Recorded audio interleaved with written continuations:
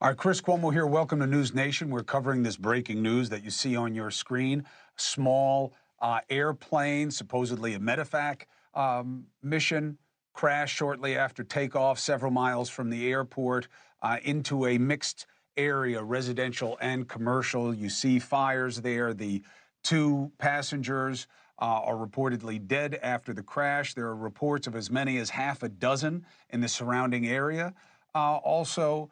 Who have been killed, houses on fire. We're monitoring the situation. Now, just to state the obvious, this is in Philadelphia. It is nothing like the crash that we are also covering tonight as we learn more about what happened in D.C. It's clearly not related, so dismiss what you're seeing on social media and those conspiracies.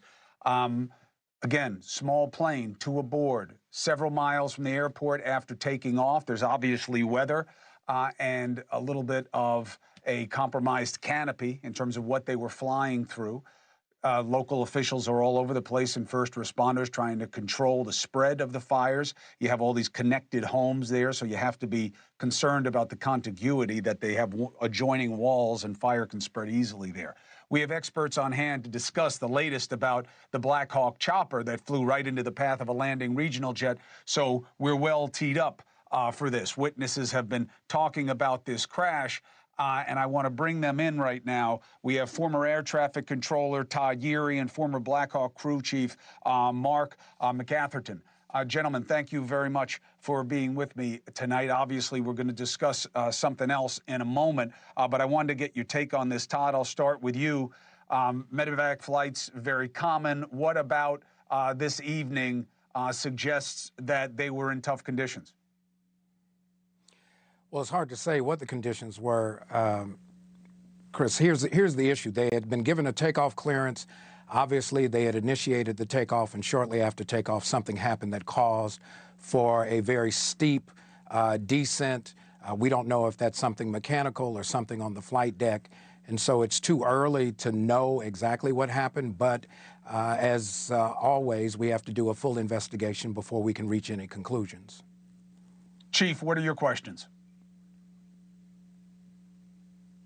Yeah, so the thing that comes to mind immediately is both rotary wing and fixed wing aircraft, they have the ability to glide if something goes catastrophic in the aircraft. So normally, if like the engines go out, both engines can go out, it can still glide and get to someplace safer. The fact that this went straight down says something catastrophic aerodynamically rather than mechanically to me. And so it sounds like either a wing flaps got stuck or ailerons got stuck or something like that. It's a mechanical issue that would cause that nose to dive down. And the Black Hawk, back in the late 80s and 90s, it had a nickname for being a lawn dart because the stabilator would fail down and cause it to crash. I don't think the Learjet 55 has a history of that, but this seems like something very mechanical, catastrophic happened, and it caused that to go immediately in a nosedive. Hey, thanks for watching. Go to joinnn.com to find News Nation on your screen. And don't forget, click the red subscribe button below to get more of News Nation's fact-driven, unbiased coverage.